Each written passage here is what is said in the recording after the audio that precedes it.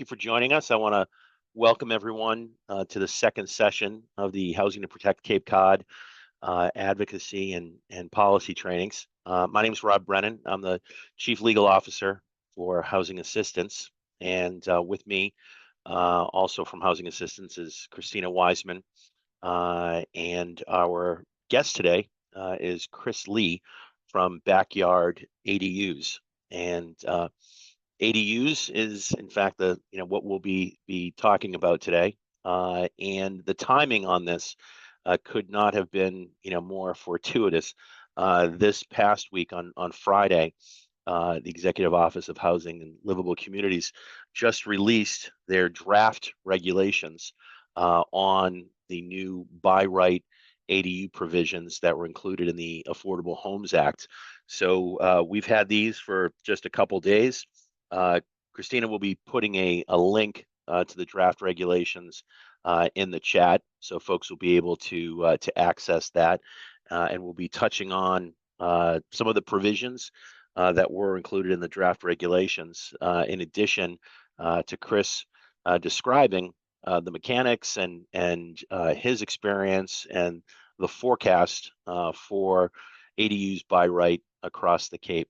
So without any further ado, let me turn this over to our guest today, Chris Lee.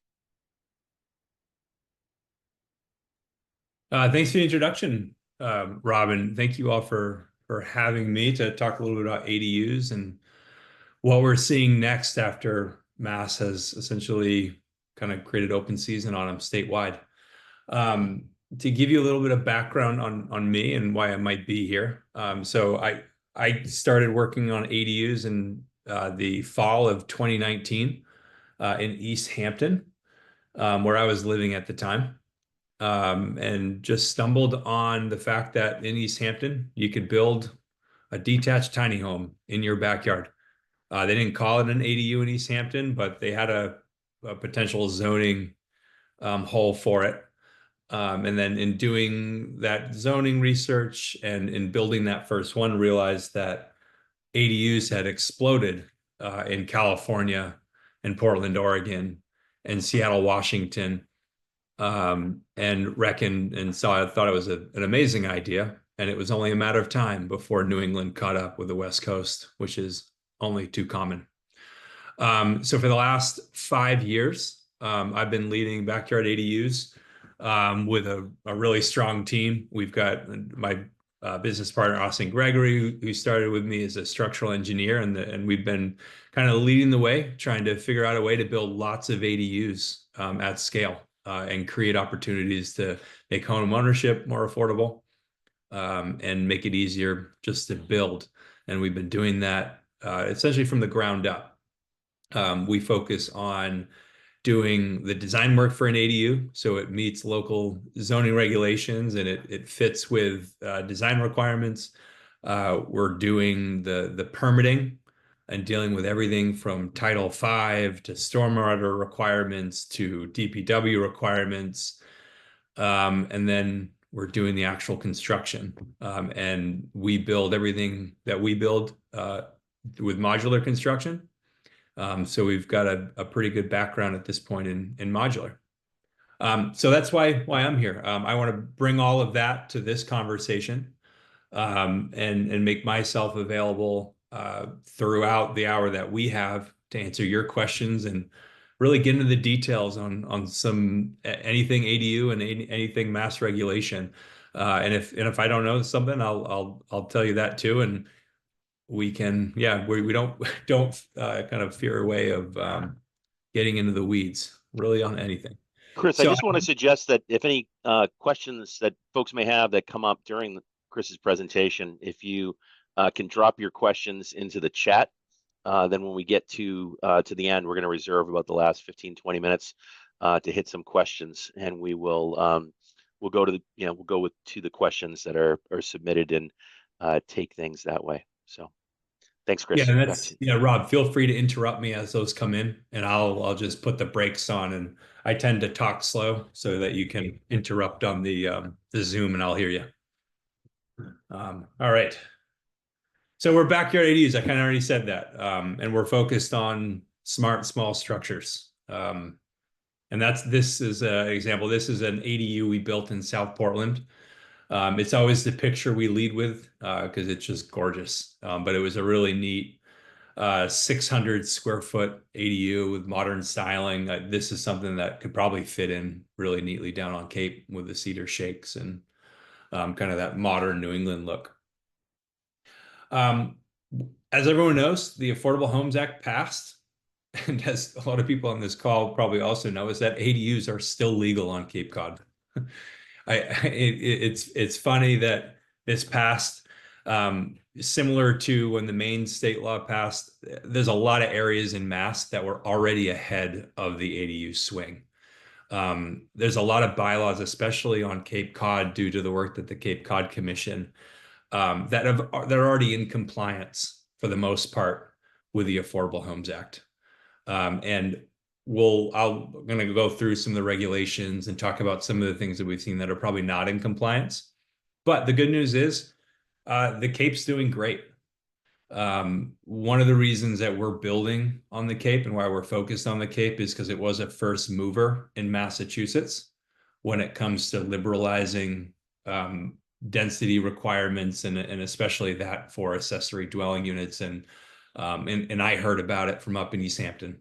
It was actually one of the planners on the Pioneer Valley Planning Commission that alerted me to what was going on down on Cape. So the Affordable Homes Act, again, it has passed, and just in very high level terms, it means that all communities, all municipalities in Massachusetts have to allow an accessory dwelling unit by right. It has to be something that somebody can go in and pull a building permit for and not go through special permitting hearings. The ZBA can no longer be involved. The planning board could be involved, but they can only be involved from a site plan review standpoint. And it has to be very objective, and it can't get drawn out like has been required in a lot of municipalities in Mass. And we've been there. Our first ADU that we built in 2019, we had 3 zoning board hearings to get it pushed through. And honestly, the hearings were embarrassing for the town. And they were completely unnecessary. It ended up getting built exactly as we proposed. There were people throwing slanders around at the owners. It was bad. And we've had that happen multiple times. So it's a really good thing that these have been pulled out of that process, because that process is something that helps multifamily projects make sure that they don't have an enormous impact on a neighborhood, but it doesn't really have as much of a role for a small 800 square foot ADU in someone's backyard, which at the end of the day is not going to have a huge impact on the surrounding town. But of course, as with in this situation, Mass was the administration was careful. They left the towns with a lot of leeway to have regulations on these and put some rules in place and protect their local zoning. It wasn't a complete. They're not. It's not quite as far along as what's been done in California and Portland, Oregon at this point. Well, I'm going to talk about some of those things. So in framing this, we're short a lot of homes in Massachusetts. We're short a lot of homes everywhere. The Healy administration reckons ADUs can add 8,000 to 10,000 of those housing units in the next 5 years.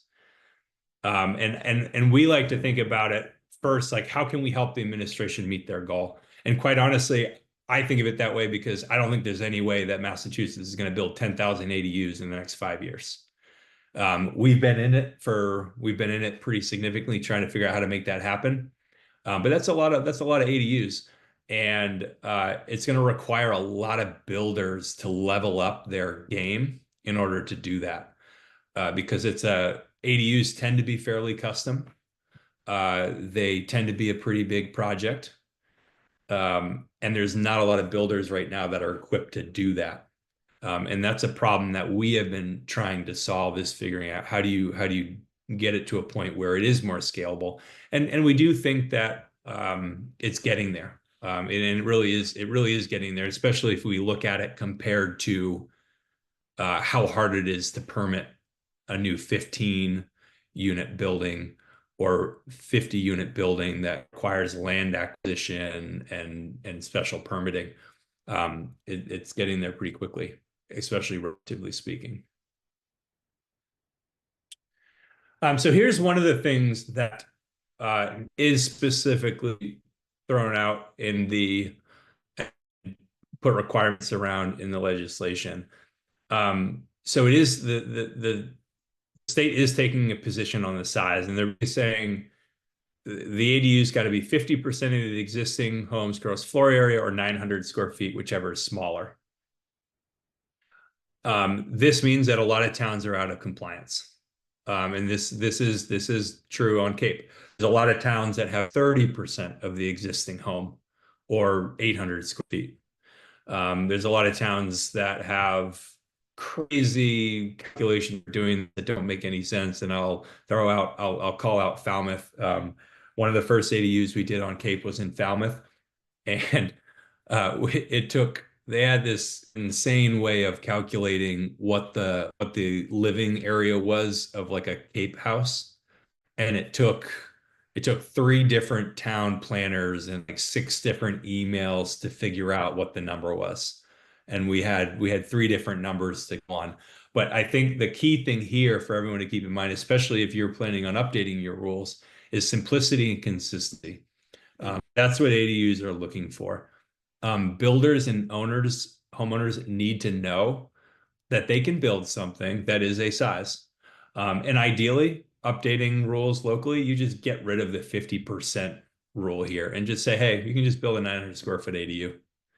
And that's going to be something that adds that level of simplicity, and someone can just know what they can do. One thing that we've also seen around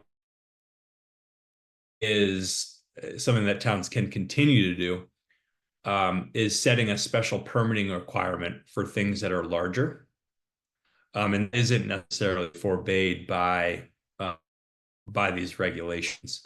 So if a town is a little concerned that the 50% 900 square foot might not be big enough, but they don't want to just immediately allow 1,200 square foot ADUs for everyone, that is an opportunity to introduce a special permitting route, without being in not being in compliance with this law. And we've seen that Concord does that. I believe Lexington does that. I don't know. I believe Falmouth might do that as well for some of their big things. But it is a nice way to give homeowners willing to go through that process the ability to build something bigger, but not prevent the majority of people who are on average 800 square feet from getting that done. Look, this is simple. So this is a screenshot just from a building card that is easy to find for most towns online. And to look at how you get to what the max size is, if you were to adopt the 50% or 900 square feet, you're just going looking for the finished area. And luckily, most towns are calculating this gross floor area, and it's usually just that number. It's usually pretty accurate. So you can just multiply that by 50% and see what your number is if a town were to do something this simple. And again, it's about making it easy for that homeowner to quickly figure out what it is they can do. And it's making it easy for the planner to answer questions quickly and effectively. Because planners, we all know, are typically putting in more hours a day than they actually should be. They have a lot going on. So the more that we can make it easier for them to quickly answer questions of owners and residents, the better they're going to do at their jobs, and the more ADUs they're going to help stimulate to get built.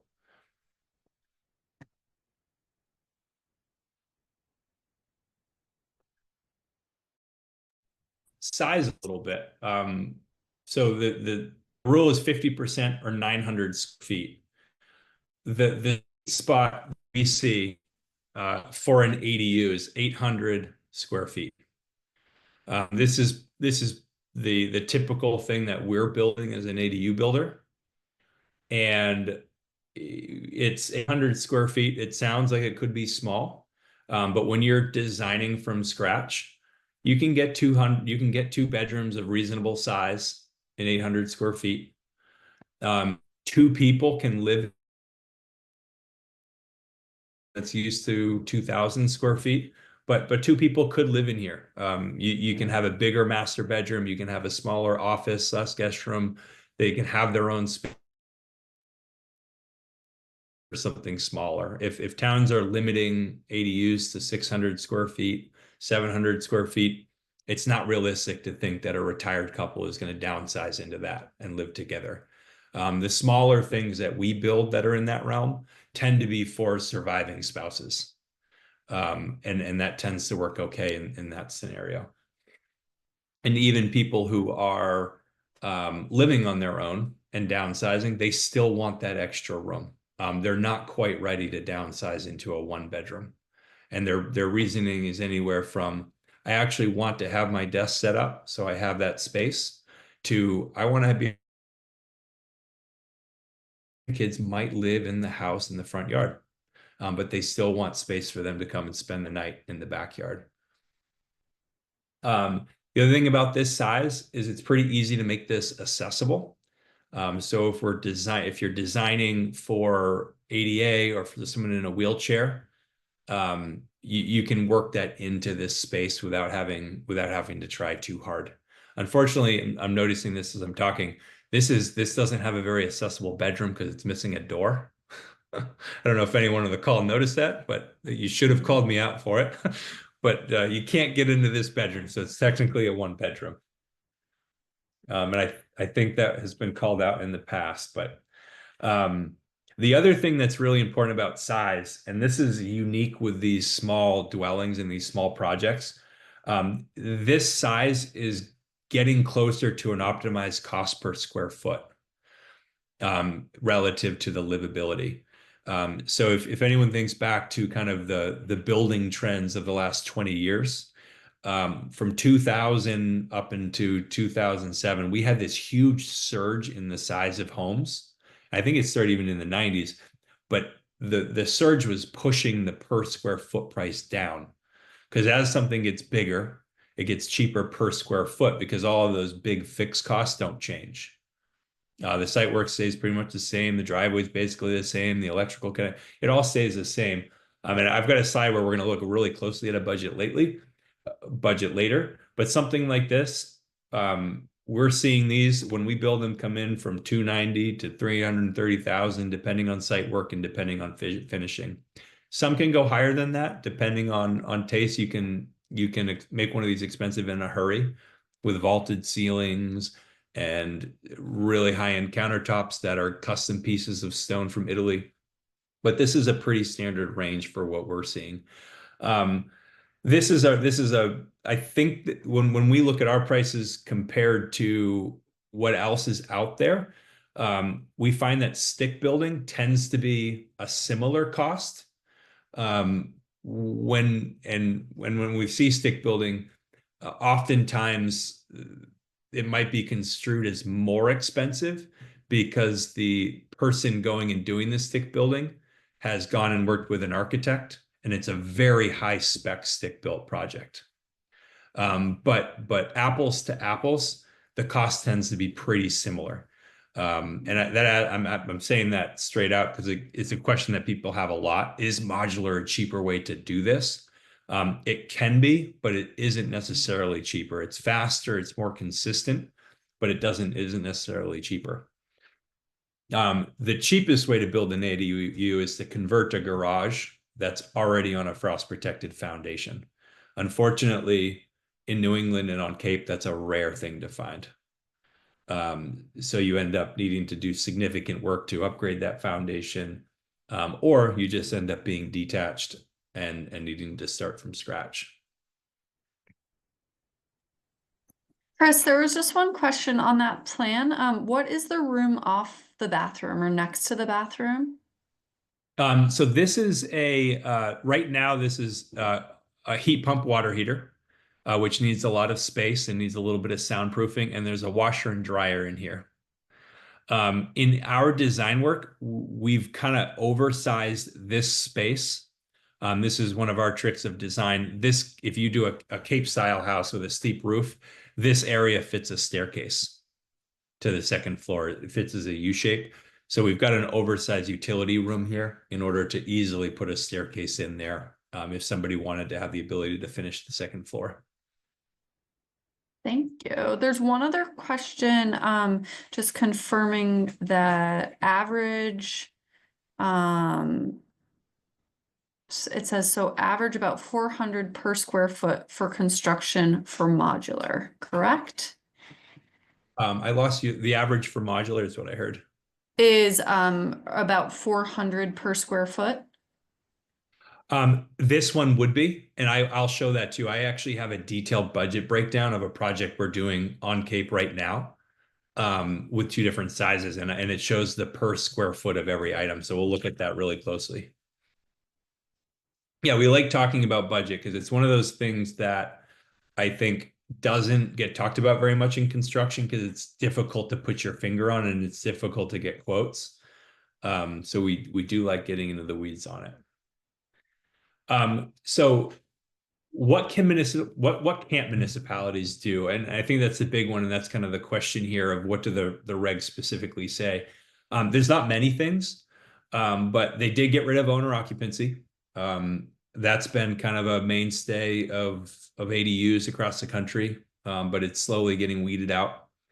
The special permit we talked about, that's out. You can't do a special permit.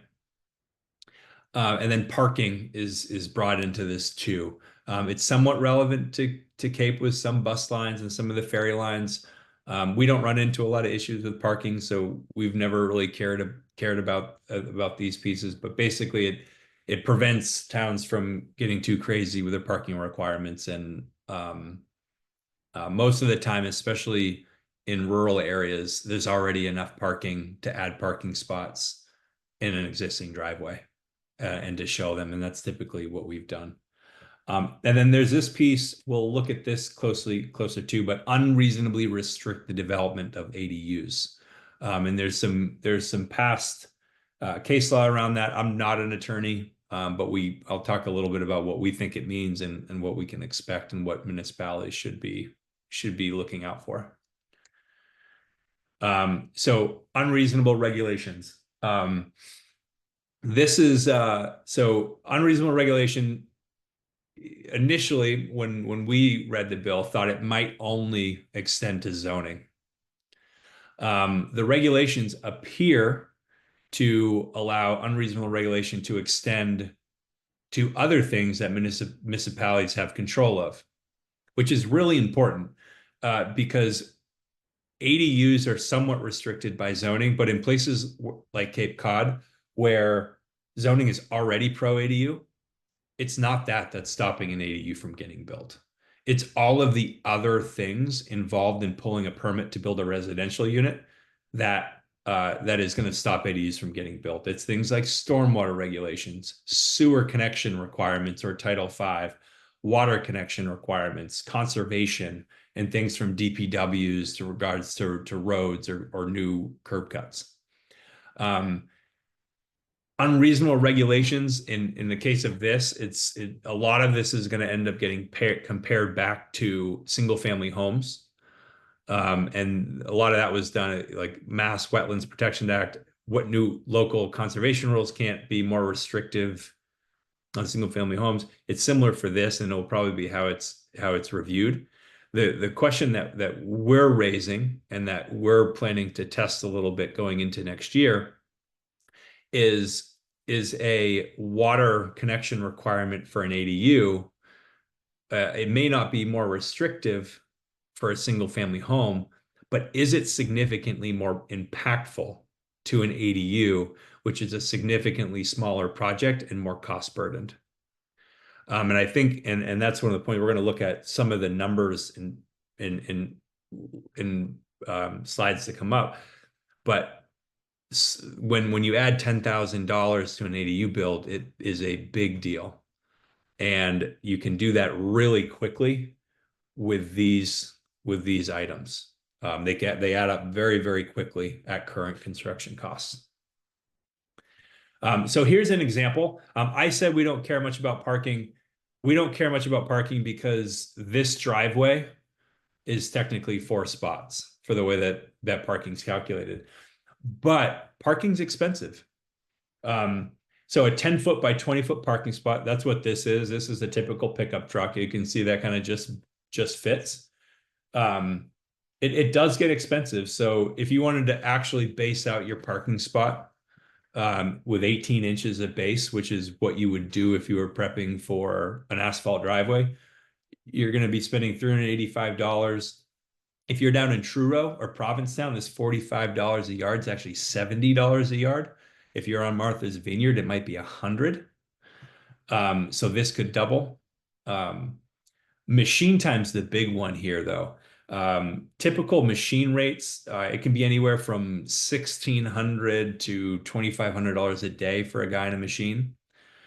We did this with $350 an hour. You assume something like this is going to take somebody at least half a day. You got to get the equipment there. You got to take it off the trailer. You got to unchain it. You got to get it started. You got to warm it up. It's going to get expensive. Overhead, this one spot, $2,000, and this doesn't even get you asphalt. So little things that seem simple, little requirements that get tacked on, get expensive in a hurry. And one of the things that we've seen as towns add new rules or regulations in any of these spaces, they're not necessarily thinking about the true cost of the implementation. And that's one of the big things that we're trying to advocate for is if you're going to add that incremental thing, you've got to think about what it's going to cost the owner who is not a millionaire. And they're trying to do this on budget because most of us are on a budget.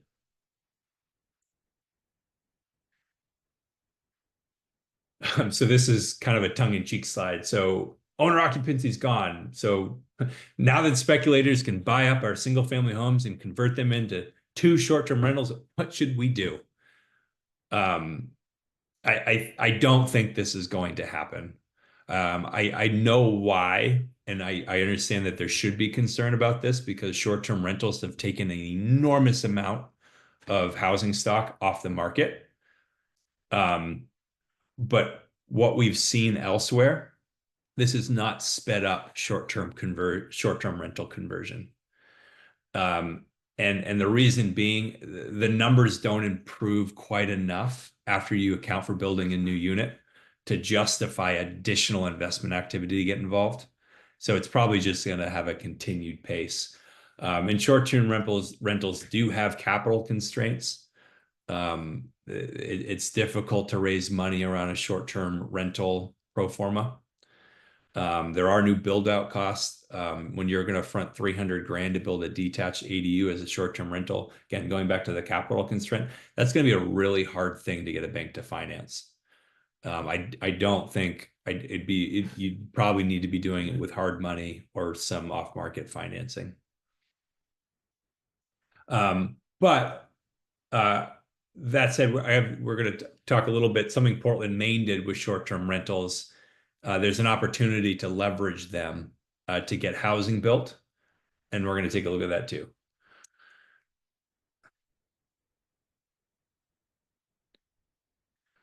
So kind of touching some of these reasonable restrictions. I mentioned site plan review. That is a process that can go in front of the planning board. But it has to be objective. It has to be clearly defined. And what those items do is that it makes it so it's a predictable process for the engineer or the builder that's doing the representation, or if the owner is self-represented. We need to know that we're going to start the process and end the process in a reasonable amount of time. And what we owe is standardized. Northampton, Mass does a great job of adding a site plan review to their process. And it's a town we enjoy permitting in. We have to go in front of the planning board quickly, but there's no concern on our front that it's going to become a hearing or a request for unreasonable changes to the plan. It's purely just giving, I think their planning board is 7 people, an opportunity to make sure that that the plan meets the town rules without excessive public comment.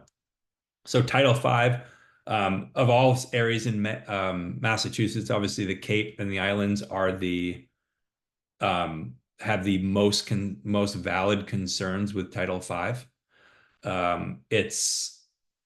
It's difficult when we're dealing with the estuaries and the nitrogen loading. There's a lot of valid concerns on that, and there's not a lot of great ways to make it cheaper. So that's still going to be in play. And then also dimensional setbacks, bulk, height of structures, coverage, that's all still very much in the realm of the municipality. So none of that is unreasonable. That can all stay. Chris, one question, just drawing from an example here in Barnstable, where you have, regulations and zoning restrictions, for instance, on, total bedroom count, within some of these, protection areas. If you are a property that has in the principal dwelling already, met the maximum bedroom count under that zoning, provision, is that treated as an effective allowed restriction or prohibition against adding an ADU that might take the property over, the applicable bedroom count? That's a really good point. And that's actually very common. It's not just Barnstable. There's a lot of municipalities that have max bedroom counts based on property sizes. What we've seen is that's getting tied back to Title V and the maximum ability for the septic to be accommodative of that. I don't know specifically where that would land in the reasonableness thing, but I think there's definitely room to poke at that from a pure septic engineering standpoint, and seeing, because I think that oftentimes we see 4 or we see 6 max bedrooms, and see if there is a valid engineering and environmental concern around increasing the capacity on that land. That also comes into play. We see there might be different max bedroom counts depending on whether or not a lot is sewered with water, or watered or with a private sewer. So it's coming back to the health board concerns. What the good news on that, though, what we have seen on Cape is that the municipalities and the health boards are, for the most part, very reasonable in allowing bedroom conversions. We have never had a health board official say, you cannot convert that bedroom in order to build a 1-bedroom detached ADU. And they are, and that's passing the reasonableness test. They are looking at the situation, they're looking at the family, and they're realizing that net flow is not necessarily going to increase by allowing the ADU to get built. Thank you. And then short-term rentals, last one on here. Town municipalities can absolutely restrict short-term rentals. That is free game. So here's the idea on short-term rental. So I was talking about it with the owner occupancy kind of as a joke, but there's a real financial reason why people want to do short-term rentals in their ADU. So I pulled some data from AirDNA, which is it's an online thing. It's a data platform for short-term rentals. It basically tells you what is the average nightly rent.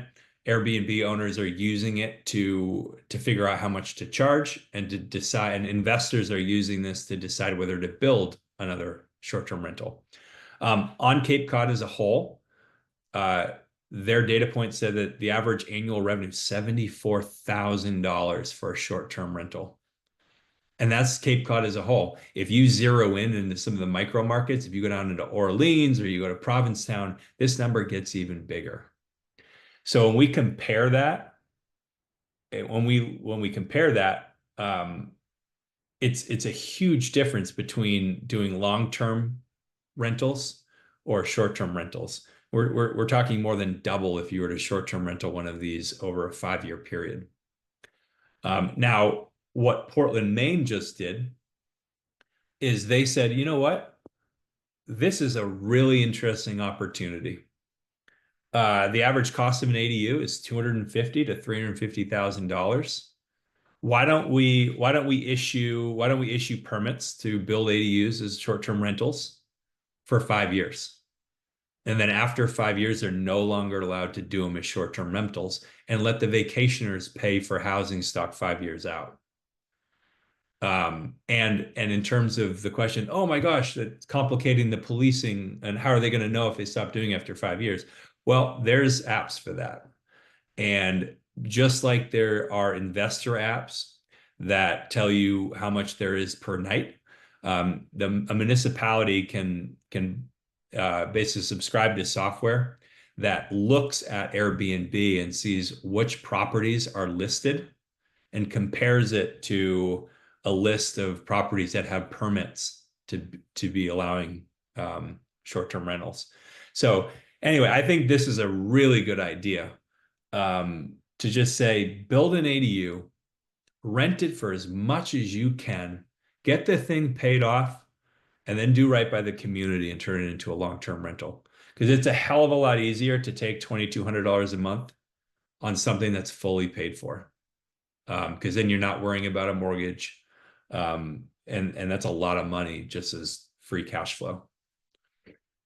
So neat idea. I would definitely consider this strongly as a planner, as a council member. I would think about allowing this to happen. And if you don't like 5 years, think about 3 years, because if you can pay off half the ADU in 3 years, that's a really, really good opportunity for a homeowner. And I'm pretty sure if towns were to do this, we've had the local Cape Cod banks, I think, would get behind some of this stuff too. Traditionally, they don't love short-term rentals, but the Cape is unique in consistency in summer short-term rental activity, and this could help. This could help homeowners get these financed by Cape Cod 5 or the cooperative or Siemens. And Chris, did you say that there were or are communities that either are considering or have adopted this kind of a short-term to long-term format? Portland, Maine just did. They did it a month ago. But with their new zoning, they did bring this in. So we'll see. Portland's going to be a good example of how this works. But we have a lot of people who would be gung ho. This would move the needle for a lot of the homeowners we talk to that can't justify. They definitely can't justify the long-term rental profit and loss, because it unfortunately it doesn't pencil out of as after expenses and with financing. The short-term rental definitely does. And I think what would happen in this scenario, if I were to forecast, is you might get homeowners moving family in sooner or upping families to consolidate, because they can say, hey, you know what? I'm going to need this in year 4 for my mom. Let's build it now. Let's short-term rental it. Let's pay it off, and then let's create affordable opportunity for her. But on the other side of that, I as a developer myself, this would be very interesting to me, to basically get a free, quote unquote, free long-term rental, which you can't do anymore. Great. I'm moving a little bit too slow, I think. All right, we'll talk a little bit about Title V. So I did say, and before I bash Title V, I did say Cape Cod is in a unique position where Title V actually really does matter due to the nitrogen loading concerns. That is unique. But that said, Title V is insane. And Title V might not be insane. Let me take that back. But what is happening with regulations as they get more complicated is the people that are being paid to enforce them at the municipality, they're not fully understanding them because they're not engineers. And because of that, they're taking them to the nines in terms of literal interpretation and forcing people to do things that don't make any sense. There's no more common sense involved in interpretation. And this is an example from West Newbury this past year. the health board official, not only did it take like 2 months to get a septic permit, we had to put in an $8,000 grinder pump. $8,000 for a thing that blends effluent up and shoots it into a septic tank. Completely insane. And he did that because it was a certified piece and he would have no liability over it, even though he didn't have liability over it because the septic engineer had liability over choosing the thing.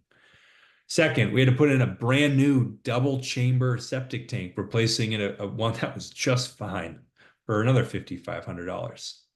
This doesn't have any impact on anything as far as I can tell. All it does is separate out the solids from the liquids and makes it easier to pump and may slightly reduce the risks of the leach field clogging. All things that if were to happen, the homeowner is not going to let impact. They're going to see a pool and they're going to deal with it. Second, this home had this was a fill site in this subdivision. This isn't even the entire hole. We had to dig 10 feet of clay soil out of this front yard and remove it from site. And then we had to bring in Title V sand to re-backfill this hole. Just to do this teeny little wash stone leaching trench. And you can see these numbers. This was a $32,000 leaching trench for one person using the bathroom. And it was required because the Board of Health member, the best I can tell, was worried about his personal liability around this. And this is out of control. And this does happen on Cape. We've had better experiences on Cape for the most part so far. But this is a real problem. And I like to make the joking example. We get a lot of visitors from Massachusetts coming up to Maine. And I think Maine is like the Wild West for septic. It's $600 for a design. It's basically drawn on a napkin and it's done by an unlicensed septic installer who happened to have an excavator. And it's barely like it's the Wild West. And we don't have failing leach fields and bad river quality because of that. And people from Massachusetts still come up here. So there's definitely work to be done here. And I think there's going to be room here to say in the unreasonableness part of the regulations that a lot of the Title V stuff might be unreasonable regulations for an ADU. And that might be an opportunity for municipalities to fight back if they want to promote ADUs and hopefully empower their boards of health to reduce the enforcement or create a separate path for getting an ADU built and feel good about it. So the other one I want to touch on in terms of this reasonableness stuff. So, and it's in this water and sewer. Utilities are a huge part of ADUs. DPWs, what we've seen, are slowly having opinions on how you're supposed to get water to an ADU or how you're supposed to get sewage out of an ADU. And more often than not, what they come up with is a pretty severe added expense for the building of the ADU. And as far as we can tell, is not doing anything for public safety.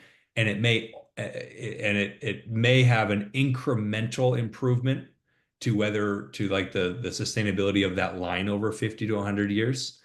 And it may make serviceability a little bit easier for a water department, but it doesn't justify the cost as far as we can tell. And it is preventing people with normal incomes from building these things.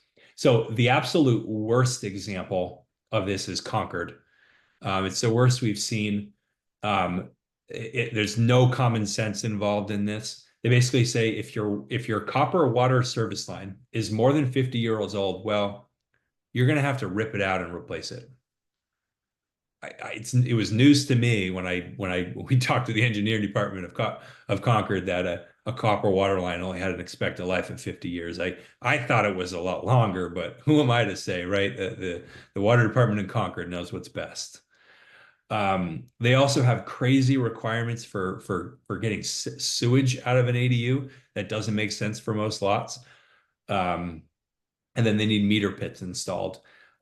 So Falmouth is the only municipality, and I'm sorry, I feel like I'm hounding on Falmouth a little bit, but they're the only municipality on Cape that we have seen to take positions on any of this yet. They're not as bad as Concord, but they are requiring a dedicated water service for an ADU. We're not sure why. We have other towns that actually forbid dedicated water services for ADUs. They don't want extra holes in their main. So again, it's just the point of like, there's no reason for this. And Chris, let me just ask. I mean, do you see an opportunity? I mean, these regulations are they're in draft form, right now. So, some of the things, that you're identifying, of remaining barriers, to, cost-effective, ADUs. Do you see an opportunity, to comment, asking for greater clarity, asking to address, some of these specific scenarios, in the regulations going into final form? I don't. I've had conversations with various people in the administration, different people in the auditor's office, and different municipalities, and I think it would be a really heavy lift to write statewide rules around this stuff because it's getting into the home rule, it's getting into DPW's losing authority. However, that said, if the unreasonableness section does extend into these regulations, we are absolutely going to be teaming up with homeowners to sue the municipalities to make change. And honestly, part of our company mission is to push policy change.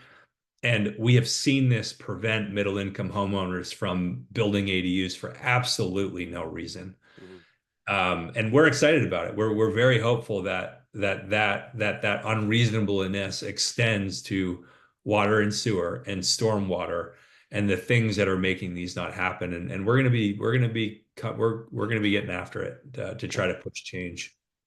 Chris, one other clarification I wanted to, I think you and I had discussed this, but just for folks that are on the Zoom is, there is a provision, I think it's in 71.034 of the draft regulations, that says a municipality shall not enforce any prohibited regulations or unreasonable regulations that was imposed as a condition for the approval of the use of land or structures, for an ADU prior to the effective date. So I guess this is going back and striking anything that may have been in a municipal bylaw, or ordinance, that was inconsistent with the limitations that the regulations are putting forward. So, do you see that as being of benefit to folks here on the Cape going and striking any of the inconsistent provisions that may have been adopted locally prior to the inclusion in the Affordable Homes Act? I can't think of any specific examples, but yeah, with that extending the ability to call out in things that are not quite right, I mean, that's going to be good. And the more people that we let into this conversation, I think the better. Because I think what's happened with zoning and what's happened with these DPW requirements and what's happened with stormwater is the conversation has been very small with very few people in it. And decisions are made and passed without a lot of oversight. But with ADUs, they're kind of democratizing housing creation to people who can't just pony this money up. And the more that we open up to their review and comment, the better. And if it goes back in time, that'd be even better. First build that were built already. Great. Well, I know we're coming toward the end of the hour. I just want to give you the opportunity to hit some remaining high points that you want to get out, and then maybe we can open it up for some questions and still try to keep folks close to being on schedule. Yeah, let me jump to budgets. I'll skip the other things that we don't want to see happen. I can when you're in the weeds of building ADUs, you can get down on it a little bit, but at the end of the day, I don't want to miss the point that we actually do think that with this bill put in place, that ADUs probably are the most scalable form of housing. Essentially, if you get the financing right, because they don't have land acquisition. They don't have special permitting processes that can completely blow up a project. They don't have huge soft costs. They have simple architecture concerns. They're actually pretty easy. And all of the things I was railing on those also apply to bigger projects. Like it's not a unique thing to ADU. Those are just things that happen to apply to ADUs that we can get rid of to make them even easier. But at the end of the day, these are really easy to build. They're really easy to build. They're really easy to design, and they tend to be cheaper. They tend to be a lot cheaper. So I already showed kind of range for what a 800 square foot ADU costs. I don't know if anyone read the Boston Globe article, I don't know, earlier this year that said the average new apartment in Greater Boston is $600,000. I mean, that's wild. That's an insane number to build a crappy little apartment that people on the Cape probably don't want as their preferred form of housing. They'd rather a small ADU. So costs are out of control, but ADUs are still cheaper, even though they're a weird bespoke standalone thing. So ADUs are the way to go. The only problem is they don't have the financing that's required. So developers only build big multifamily affordable housing because there's tons of financing behind it that makes it work. And there's lots of financing that pays their fees and pays all of those pieces. If that didn't exist, they wouldn't get built. And the same goes for ADUs as affordable housing. They're not going to get built without unique financing. But like that short-term rental opportunity, there's opportunities potentially to bring private market money in and charge the people from New York to build the ADUs. And that's kind of the key here is we got to think uniquely to make this happen. Because it is going to take time to get formal financing from the administration like they did for all the multifamily and that. So we can look closely at this. So I promised we would look at an actual budget.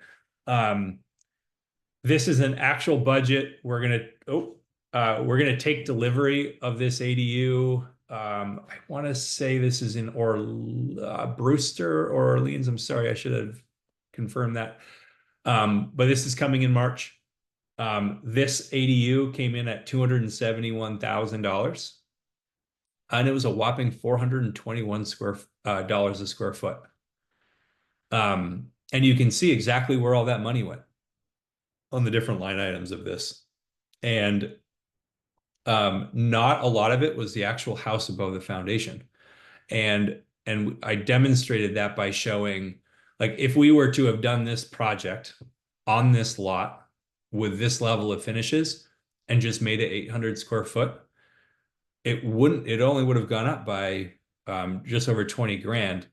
And the price per square foot would have dropped to $373. It would have had almost $50 a square less. And the reason for that is every fixed cost on these small projects matters, including the cost of paying the people to figure out how to do it. So like Backyard ADUs does pre-construction, we do the permitting, the engineering, and the sales. The biggest number on this whole thing, short of the box above, is like our fee for dealing with the towns and helping the homeowner customize their thing. If we knew that we could get a permit set and it would just get accepted by the town and we could build the damn thing in a couple weeks, this number could be $10,000. But unfortunately, it takes too many white collars. It takes too many white collars and too much uncertainty to drive some of these numbers down. And there is talk. Cape Cod Commission, I believe they had a meeting we unfortunately missed a month ago to talk about pre-approved ADU plans. Great idea. If there's 15 pre-approved plans that don't need to be looked at by the town, that's gonna cheapen the architectural and the permitting costs a lot. The only catch is those like on the West Coast, those have only made up about 10% of built ADU volume because it's difficult. Like lots of backyards tend to be unique enough where it's difficult to just stick a pre-designed thing in, whether it's window relocation or the size doesn't quite work with setbacks. And those pre-approved plans, for anyone who's listening that's trying to pull those together on Cape, they have to include stormwater. They have to include water and sewer. Like we can't be going in and permitting an ADU with the building permit set and then still have to worry about the other departments, because that would basically make it completely irrelevant to some degree from a cost saving standpoint. But yeah, this is a budget. This is our actual budget. You can see our best case gross margin on this. We have contingency baked into our overheads, 21%, which is typical for the general contracting industry. As projects get bigger and more expensive, this margin goes down. It can be lower than 11% when we're doing multifamily. Our margin tends to be 9 to 11%. But again, that's a function of these small projects. It doesn't take us 1 hour more to plan this project than it does to plan the 800 square foot project. And so anyway, that's the budget. Any questions about any of these items?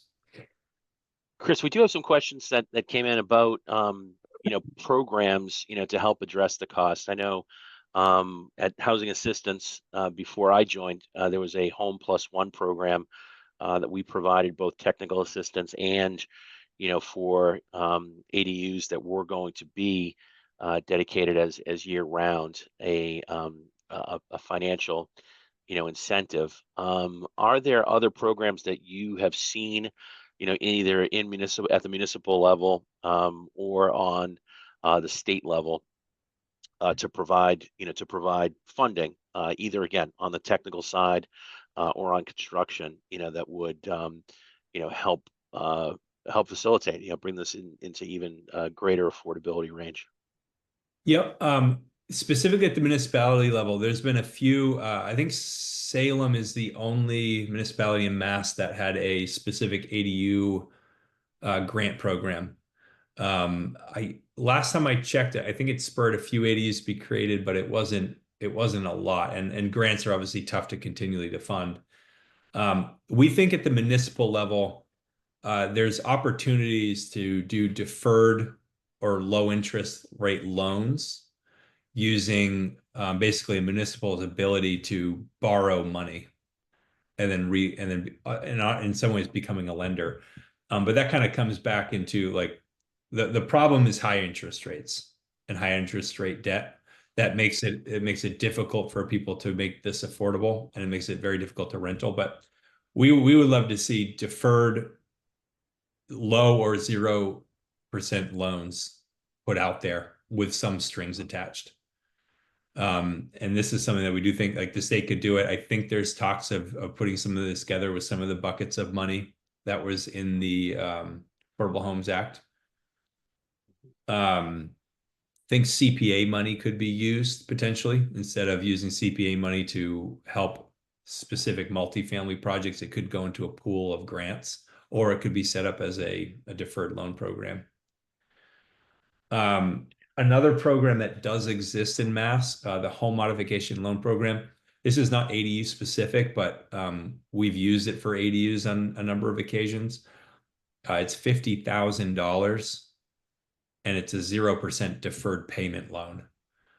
So it's just basically 50 grand to build an ADU, and the criteria is that the person living in it has some documented disability, or they happen to be greater than 55.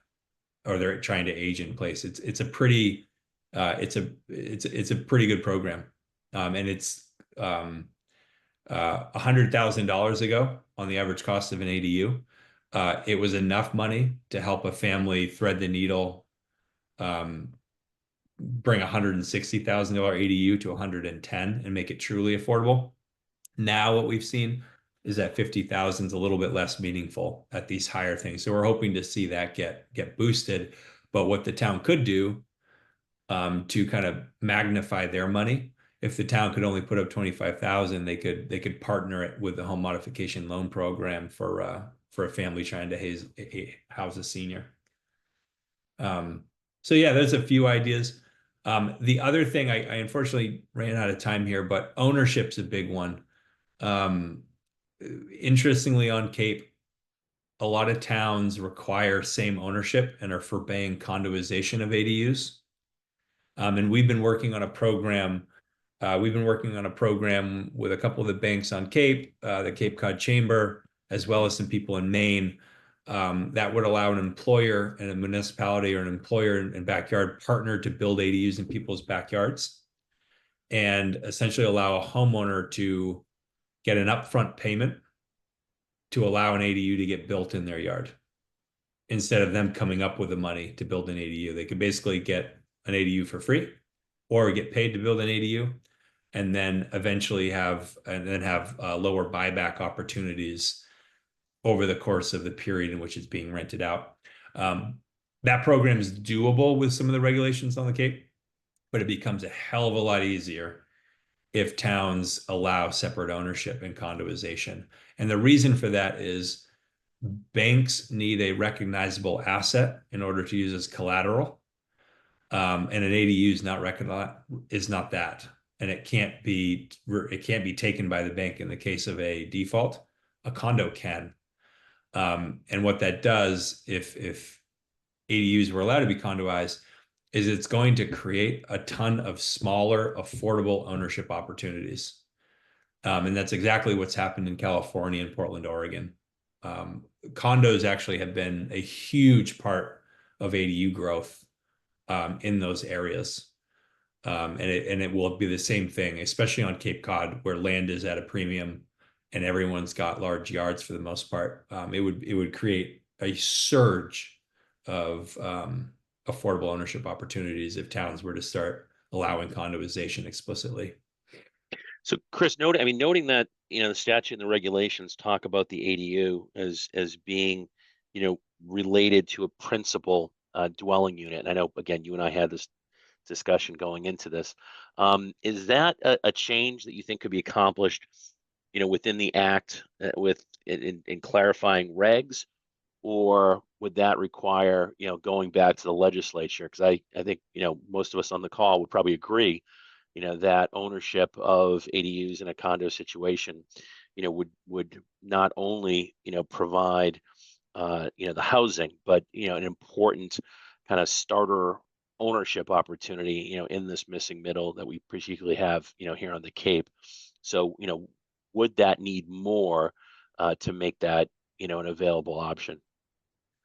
Municipalities can make these changes now. They don't need the state to help them do it.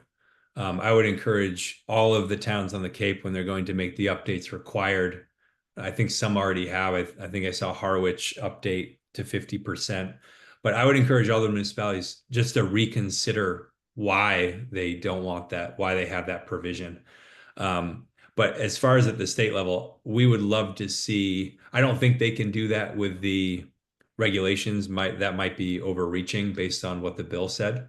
Owner occupancy and condoization are very different, and have very different implications for the House. But I would love to see that come out as a statewide rule. And I think it took California 3 or 4 iterations before they allowed that statewide. Same with Portland.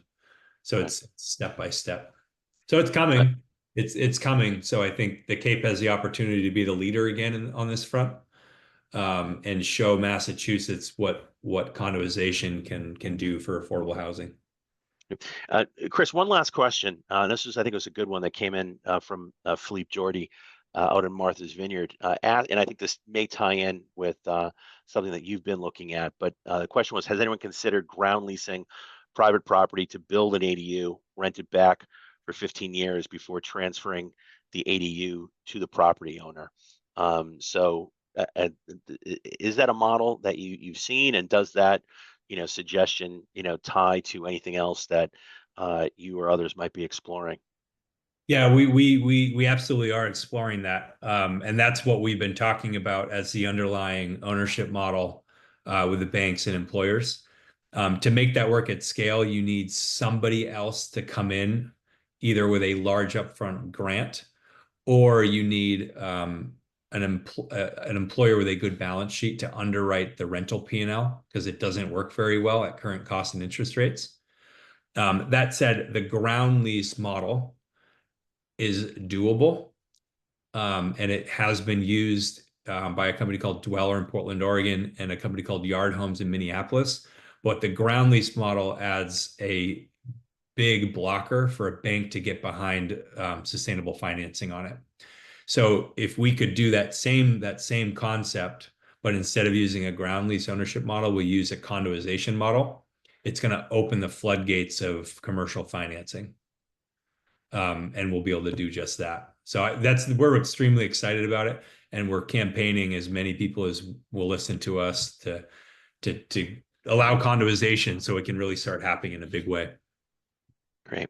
Well, Chris, thank you again for your time and all of the benefit of your experience and look at both the ADU provisions in the Affordable Homes Act and the new draft regulations. I just want to remind folks that we did send out the link to the draft regulations are in the chat.